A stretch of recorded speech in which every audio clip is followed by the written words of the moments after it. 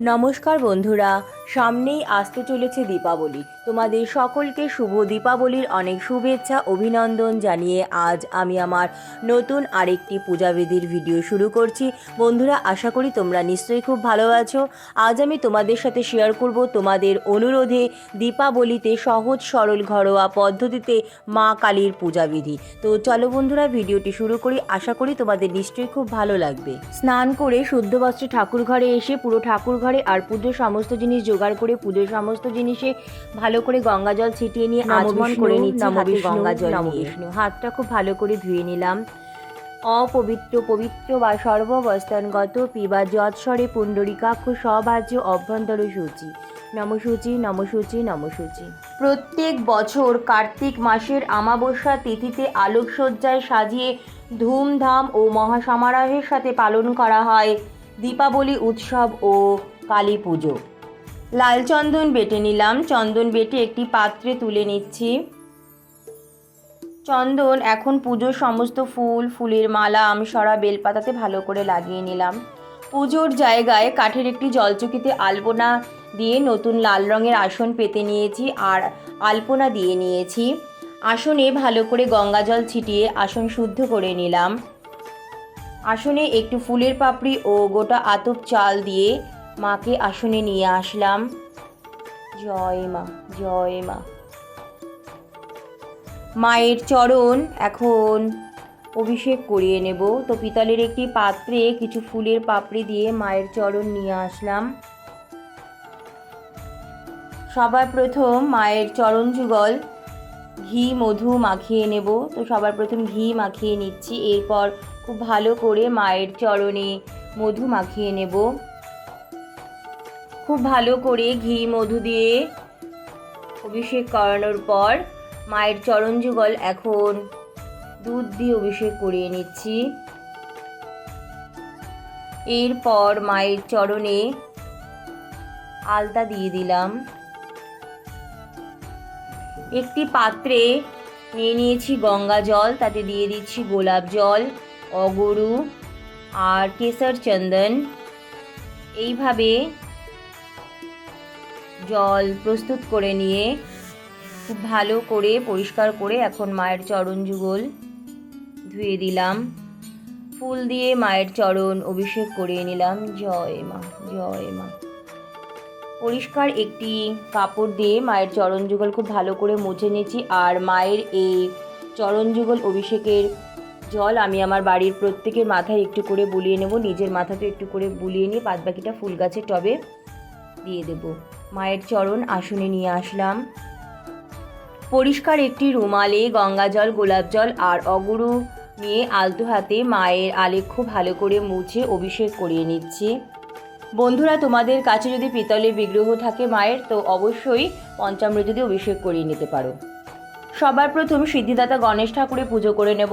গণেশ ঠাকুরকে আমি এখানে প্রতিষ্ঠা করে নিচ্ছি। একটি গোটা পান নিয়েছি। পানে একটি সুপারিকে গণেশ ঠাকুর রূপে মনে মনে স্মরণ করে গণেশ ঠাকুরের পুজো করে নিচ্ছি। গণেশ ঠাকুরকে লাল চন্দন, সিঁদুর আর হলুদের তিলক পরিয়ে দিলাম। আর সিঁদুরের তিলকের উপরে গোটা আতপ চাল দিয়ে দিচ্ছি। এরপর ভগবান সিদ্ধিদাতা গণেশ ঠাকুরকে পৈতে নিবেদন করলাম। নতুন বস্ত্র স্বরূপ মৌলি নিবেদন করলাম। ওম গাং গণপতয়ে নমঃ। গণেশ ঠাকুরের প্রিয় দূর্বা গণেশ ঠাকুরকে নিবেদন করলাম। চন্দন সহযোগে গণেশ ঠাকুরের প্রিয় লাল ফুল চন্দন সহযোগে গণেশ ভগবানের চরণে নিবেদন করলাম।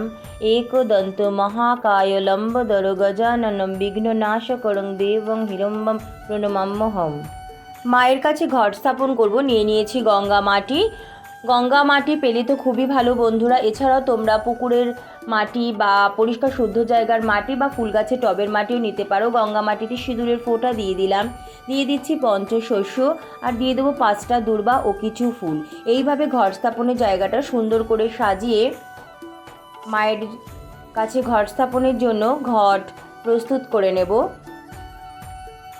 নিয়ে নিয়েছি মাটির ঘট। বন্ধুরা, তোমরা তামা কিংবা পিতলের ঘটও নিতে পারো। মাটির ঘটে এখন গোলা সিঁদুর দিয়ে ত্রিকোণ চিহ্ন এঁকে নিচ্ছি। সর্ষের তেল আর সিঁদুর গুলে গোলা সিঁদুর তৈরি করে নিয়েছি। মাতৃশক্তিতে ত্রিকোণ চিহ্নই ব্যবহার করা হয়, এরকম ঘটে ত্রিকোণ চিহ্ন এঁকে 5টা সিঁদুরের ফোঁটা দিয়ে দিলাম। ঘট পরিষ্কার শুদ্ধ জল দিয়ে পূর্ণ করে নিচ্ছি। ঘটে দিয়ে দিচ্ছি 1 টাকার কয়েন, একটি কড়ি, একটি সুপারি, একটি হলুদের গাঁট, নিয়ে নিয়েছি 9টা আম্রপল্লবযুক্ত আমসরা। আমসরার প্রতিটি পল্লবের অগ্রভাগে আর মধ্যভাগে সিঁদুরের ফোঁটা দিয়ে আমসরা ঘটে সাজিয়ে দিলাম। নিয়ে নিয়েছি 5টা বেলপাতা, ঘটে দিয়ে দিলাম। 5টা দূর্বা ঘটে সাজিয়ে দিলাম। গোটা একটি পান নিয়েছি, গোটা পানে সিঁদুরের ফোঁটা দিয়ে দিলাম 3টে। পানও ঘটে সাজিয়ে দিলাম, আর পানের বোটাটা একটু কেটে নিতে হয়। ঘটের জন্য নিয়েছি নারকেল, নারকেলেও ত্রিকোণ চিহ্ন এঁকে নিচ্ছি। বন্ধুরা, তোমরা সশেষ ডাব বা নারকেল দিয়ে ঘট স্থাপন করতে পারো। নারকেলেও ত্রিকোণ চিহ্ন এঁকে 5টা সিঁদুরের ফোঁটা দিয়ে ঘটে নারকেল সাজিয়ে দিলাম। মায়ের কাছে উলুধ্বনি দিয়ে ঘট স্থাপন করে নিচ্ছি। ঘটাচ্ছদন ঘটে দিয়ে দিচ্ছি একটি নতুন লাল চেলি বা গামছা, একটি পৈতে, একটি চাঁদমালা ও ফুলের মালা ও লাল ফুল। এইভাবে মায়ের কাছে ঘট স্থাপন করে নিলাম।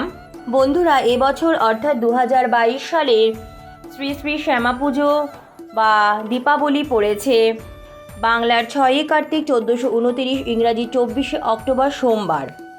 অমাবস্যা তিথি শুরু হচ্ছে বাংলার 6ই কার্তিক 1429, ইংরাজি 24শে অক্টোবর সোমবার বিকেল 4:58 থেকে, আর অমাবস্যা তিথি সমাপ্ত হচ্ছে বাংলার 7ই কার্তিক 1429, ইংরাজির 25শে অক্টোবর মঙ্গলবার বিকেল 4:28।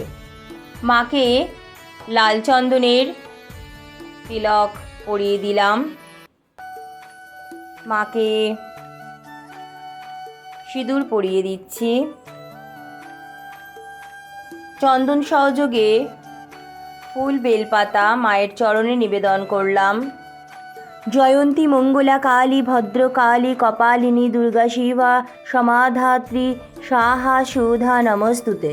মায়ের জন্য লাল পদ্ম নিয়ে এসেছি। চন্দন সহযোগে লাল পদ্ম মাকে নিবেদন করব, তাই পদ্ম ফুল ফুটিয়ে নিচ্ছি। বন্ধুরা, এই কালী পুজো বা কার্তিকী অমাবস্যায় বা দীপাবলিতে কেন আলোতে সজ্জিত করা হয় আমাদের ঘরবাড়ি ও পুরো গ্রাম থেকে শহর? প্রচলিত মান্যতা অনুযায়ী মহালয়ার দিন পিতৃপক্ষ শেষ হয়ে দেবীপক্ষের সূচনা হয়। মহালয়ার দিন পিতৃপুরুষদের তর্পণ করার রীতি প্রচলিত আছে।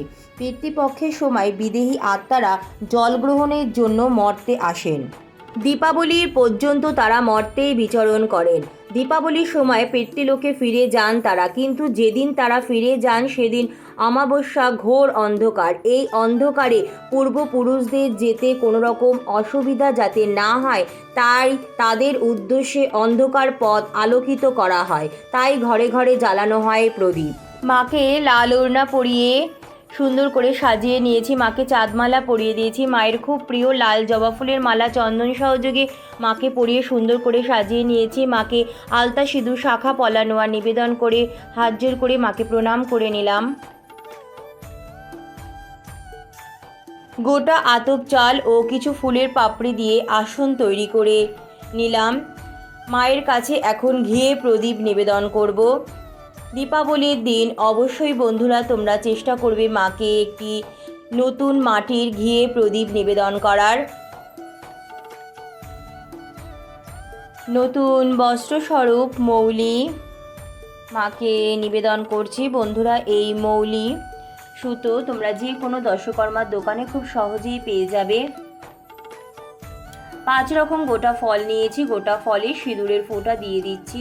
চন্দন সহযোগে ফুল দিয়ে মাকে এখন গোটা ফল নিবেদন করছি। বন্ধুরা তোমরা চাইলে ফল বানিয়েও মাকে ভোগ নিবেদন করতে পারো। 5টা নৈবেদ্য সাজিয়ে নিয়েছি। নৈবেদ্য থালায় চন্দন সহযোগে ফুল বেলপাতা দিয়ে মাকে নৈবেদ্য নিবেদন করলাম। মাকে ভোগ নিবেদন করব। ভোগের থালা গ্লাস সাজিয়ে নিয়েছি। খই, মুরকি, নারকেলের সন্দেশ, তিলের নাড়ু, নারকেল নাড়ু, মিষ্টি, চন্দন সহযোগে ফুল আর একটু কর্পূর দিয়ে মাকে ভোগ নিবেদন করলাম। বন্ধুরা তোমরা চাইলে মাকে নিজ হাতে রান্না করেও ভোগ নিবেদন করতে পারো।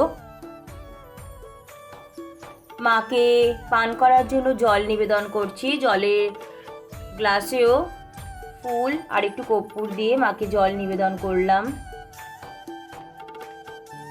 হাতে চন্দন সহযোগে ফুল বেলপাতা দূর্বা নিয়ে নমো কালী কালী মহাকালী কালীকে পাপহারিণী ধর্মকাম পদে দেবী নারায়ণী নমস্তুতে মহিষাগ্নি মহামায়ে চামুণ্ডী মূল্যমালিনী আয়ুরারোগ্য বীজাং দেহি দেবী নমস্তুতে এসো সচন্দন পুষ্পবিল্ল পত্রাঞ্জলি শ্রীমৎ দক্ষিণা কালিকই নমঃ। আবারও হাতে চন্দন সহযোগে ফুল বেলপাতা দূর্বা নিয়ে মায়ের চরণে সর্বমঙ্গল্য মঙ্গল্যে শিবে সর্বাত্ম সাধিকে উমে ব্রহ্মণী কৌমারী বিশ্বরূপে প্রসিদ্ধমে ভগবতী ভয়োচ্ছেদে কাত্যায়নী চ কামোদ্দে কালকৃত্য কৌশিকী তং হি কাত্যায়নী নমস্তুতে এসো সচন্দন পুষ্পবিল্ল পত্রাঞ্জলি শ্রীমৎ দক্ষিণা কালিকই নমঃ। আবারও হাতে চন্দন সহযোগে ফুল বেলপাতা দূর্বা নিয়ে মায়ের চরণে পুষ্পাঞ্জলি দিয়ে নিচ্ছি। নম প্রচণ্ডে পুত্রদে নিত্য সুপ্রেতে সুর নায়িকে কুল দত্ত করে চোগ্রে জয়ং দেহি নমস্তুতে সৃষ্টি স্থিতি বিনাশনাং শক্তিভূতে সনাতনী গুণাশ্রয়ে গুণাময়ী নারায়ণী নমস্তুতে এসো সচন্দন গন্ধ পুষ্পবিল্ল পত্রাঞ্জলি শ্রীমৎ দক্ষিণা কালিকই নমঃ। এইভাবে 3বার মায়ের চরণে পুষ্পাঞ্জলি মন্ত্র বলে পুষ্পাঞ্জলি দিয়ে হাত জোর করে মাকে এখন প্রণাম করে নিচ্ছি। নমো কালী কালী মহাকালী কালীকে পাপহারিণী ধর্মাত্ম মোক্ষদে দেবী নারায়ণী নমস্তুতে সর্বমঙ্গল্য মঙ্গল্যে শিবে সর্বাত্ম সাধিকে শরণ্যতাম্বাকে গৌরী নারায়ণী নমস্তুতে। মাকে মঙ্গল সামগ্রী নিবেদন করছি। একটি পাত্রে গোটা একটি পান, তাতে সিঁদুরের ফোঁটা দিয়ে একটি সুপারি, একটি কড়ি, একটি হলুদের গাঁট, 5টা এলাচ, 5টা লবঙ্গ আর একটি রূপোর কয়েন, তাতে চন্দন সহযোগে ফুল দিয়ে মঙ্গল সামগ্রী সাজিয়ে মাকে মঙ্গল সামগ্রী নিবেদন করলাম। বন্ধুরা মাকে এই মঙ্গল সামগ্রী নিবেদন করা অত্যন্ত শুভ বলে মনে করা হয়। অমাবস্যা তিথি ছেড়ে গেলে এই মঙ্গল সামগ্রী একটি লাল কাপড়ে মুড়ে তোমাদের লকারে বা ঠাকুর ঘরে রেখে দিতে পারো। দীপাবলির দিন নতুন মাটির সর্ষের তেলের প্রদীপ জ্বালিয়ে সারা বাড়ি আলোকিত করতে হয়। সর্ষের তেলের নতুন মাটির প্রদীপ জ্বালিয়ে নিয়েছি। পুজোর পর এই প্রদীপ আমার সারা বাড়িতে সুন্দর করে সাজিয়ে দেব। মাকে এখন আরতি করে নিচ্ছি।